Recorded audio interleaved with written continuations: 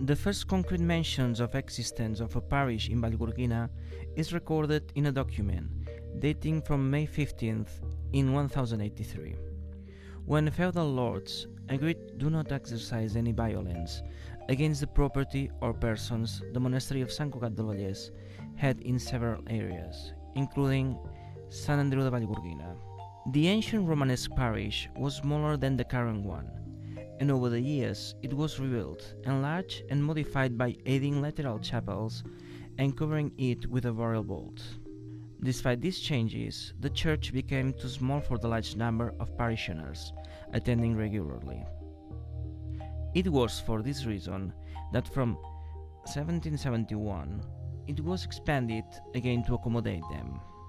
However, due to a strong population growth in the early 19th century, just after the ravages of Independence War, they decided to build a new church closer to the village, thus avoiding the displacement to the far old church.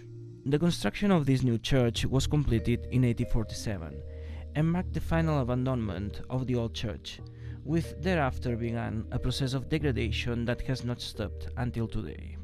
The new church is very austere and has a single nave formed by the presbytery with a vault and a rectangular apse of the same white as the nave and the side chapels. The facade is vreaded and whitewashed. There is a niche with an image of Sant Andreu above the lowered arch door, the same image that was situated in the old church. The bell tower rises at noon next to the facade. It is squared by a tower, which has 6 sides in the upper part and is topped with a path railing.